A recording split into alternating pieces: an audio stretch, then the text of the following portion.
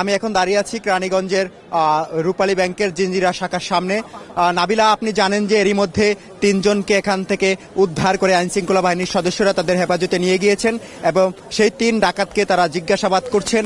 আইনশৃঙ্খলা বাহিনীর ঊর্ধ্বতন কর্তৃপক্ষের সঙ্গে আমি কথা বলেছি, তারা বলছেন যে ওই 3 ডাকাতকে জিজ্ঞাসাবাদ করার পর জানা যাবে যে কি উদ্দেশ্যে কেন তারা এখানে ডাকাতি করতে এসেছিলেন। আর নাবিলা, এই মুহূর্তে এখানে যৌথ বাহিনীর সদস্যরা রয়েছেন, আমরা সেনাবাহিনীর সদস্য, র্যাব, পুলিশ এবং পুলিশের বিশেষায়িত ইউনিটের সদস্যদেরও দেখতে পাচ্ছি। তারা এই মুহূর্তে ব্যাংকের চারপাশে এখানে অবস্থান করছেন এবং ব্যাংকের ভিতরে যে কর্মকর্তারা ছিলেন তাদের সাথেও আইনশৃঙ্খলা বাহিনীর একটি টিম সেখানে কাজ করছেন।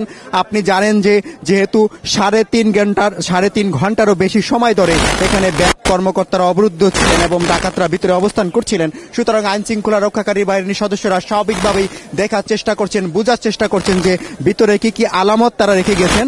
অর্থাৎ আমরা জানি যে সিসি ক্যামেরা রয়েছে, সেই সিসি ক্যামেরার ফুটেজ সংগ্রহ করলে বোঝা যাবে যে কোন কোন ডাকাত এসেছিলেন, এই 3 জনই এসেছিলেন নাকি তাদের সাথে আরো কোনো চক্র ছিল, সেই বিষয়টি তারা বোঝার চেষ্টা করছেন।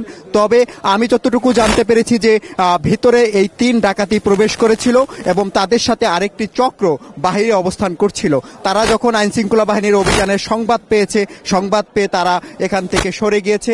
আমি স্থানীয় লোকজনের সঙ্গে কথা বলে যতটুকু জানতে পেরেছি যে এই কেরানীগঞ্জের এটি হচ্ছে সুবাড্ডা ইউনিয়নের, দক্ষিণ কেরানীগঞ্জ থানার সুবাড্ডা ইউনিয়নের আওতাধীন এবং এই ব্যাংকটি এখানে খুবই গুরুত্বপূর্ণ। এখানে অনেক টাকা পয়সা লেনদেন হয়।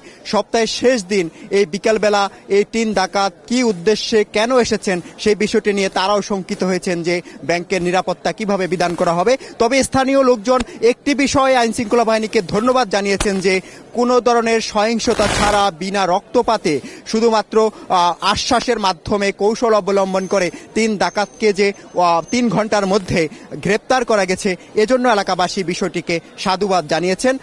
নাবিলা, এই হচ্ছে আমার কাছে এখানে সর্বশেষ অবস্থা।